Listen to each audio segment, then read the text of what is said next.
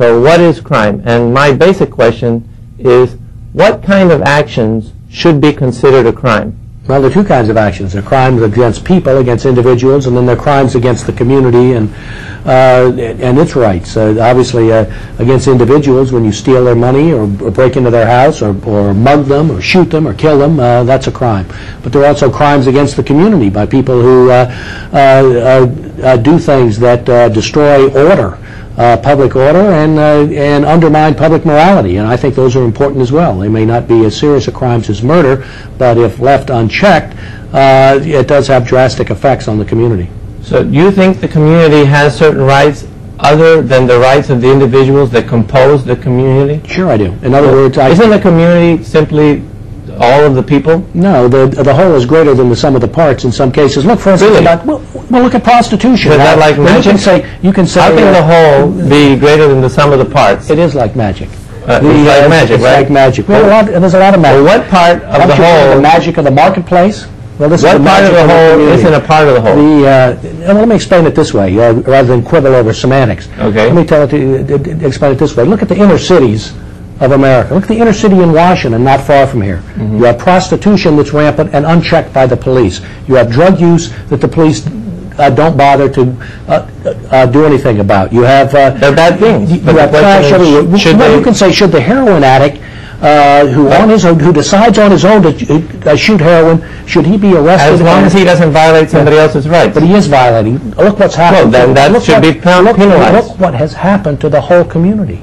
It has turned into almost a state of nature. Would we allow that? I agree, it's horrible. Okay. I think it's horrible. Well, but the question is whether that should be prescribed or prohibited by law. I say yes. Okay, so you think that you should legislate morality? Yes, of course. Okay. We do it all the time. So I know that we're doing it, but yeah, my question is, what principle do you use to differentiate what morality you should legislate from what morality you should not legislate? Well, I think there are basic community standards that that most people agree on. So if the community agrees, then it should be legislated? No, not necessarily. I mean, the community what is the principle? The community is also, I mean, we have a constitution, we have community values. When you mix them all together, you get the type of laws that enforce public morality. That's all. They're against prostitution, they're against pornography. You can say pornography has no victims. You can say, gee, some guy, if he wants to go out and buy a pornographic film, that's fine. The issue is, does he victimizing somebody else? He might be victimizing himself, but isn't it his life and to decide what to do with his life? Not entirely. I don't think as long as he doesn't harm other people? No, I don't think he ought to have a right to take heroin, to take cocaine. I don't believe he ought to have a right to do those, no. Right. How does he affect you personally? Can you live okay if he takes cocaine and doesn't affect you or anybody else's rights? Can you live okay? I can live okay if he doesn't affect me and everybody else's rights, but he does. But what happens? And when he does, shouldn't then you criminalize that action? The answers. Okay. The answer is that he does, because what happens is when you have, if it were just one person taking cocaine, it probably wouldn't affect me or anybody else. But when you have thousands and hundreds of thousands of people taking cocaine, you create, there becomes a market for cocaine, and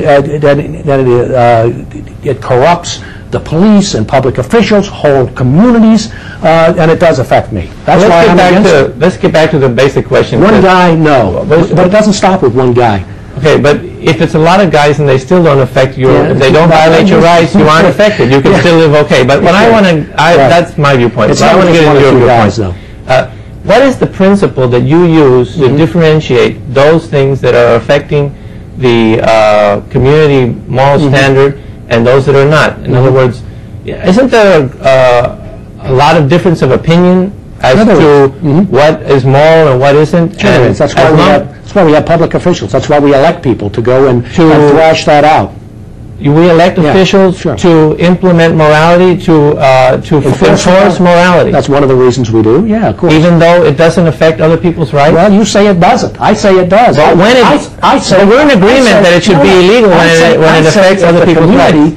If the community is deteriorated, if there are greater threats to your personal safety, even if you're never mugged walking through this section of town, if people's lives are being destroyed, thousands and millions of them are being destroyed, even though you could argue that it's their own choice they ought to be able to take heroin and cocaine if they want. When that's happening, I say we ought to do something about it and enforce a morality that outlaws that. But if they aren't affecting anybody else... But they are.